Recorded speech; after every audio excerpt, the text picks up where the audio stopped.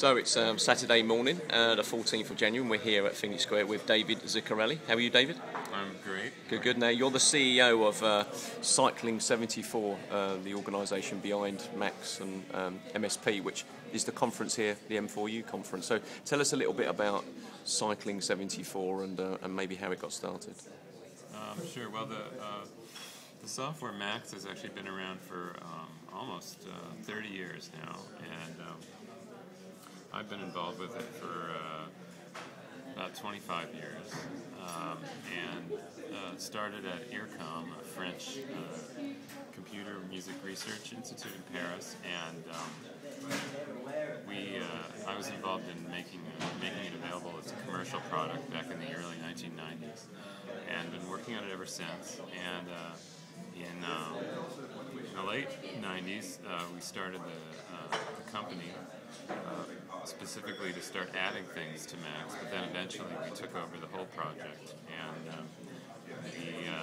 we now have about 20 people who work for the company, and half of them are developing the software further. And we've just in the last couple of months released the latest version of it. And one weird thing about the company is that while we have our headquarters in San Francisco, people who work for us are actually all over the world, and so we never really see each other that much. We just send email to each other. So it's a decentralized company, and the program itself is kind of decentralized, so it kind of fits the model of the company rather well. What's it like to come out of California and visit somewhere like Leicester, right here in the middle of England, and meet lots of people that use your software, and to see it being demonstrated, you know, on all the different screens at a convention like this? Well, it's a lot colder than it is in San Francisco right now. Especially this morning. This morning. But it's this particular place, Phoenix Square, is very cool, and it's neat how they've tried to integrate digital media with cinema. And as far as the people here, it's working at home. I never really, I'm not constantly meeting the people who use our software, so I really like the people I've met at this conference, and they all seem to be kind of young and enthusiastic, and really into the software and doing stuff with it, and sharing what they're doing and looking at their other people's work.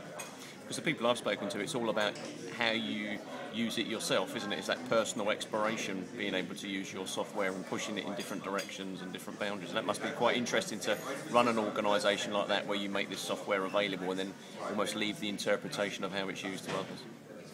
Yes, well, one thing is that because it's a programming language, you wouldn't have to use it. You could just use some prefabricated software to do your art or music if you wanted to.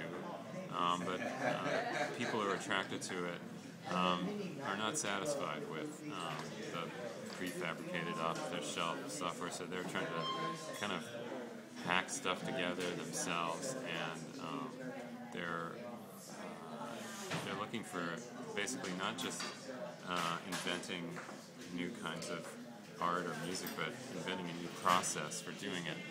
And so sharing is a big part of that, because to both invent new ways of making art and the art itself, that's a lot of information that you need to know about a lot of different things. And one thing is, everyone is willing to admit that they don't know about every aspect of the field. So events like this are really important, so that people can meet other people who might know more about one specific thing that is in their background, and hopefully their own work will benefit from those interactions. Final question before I let you go. I know you're heading off soon.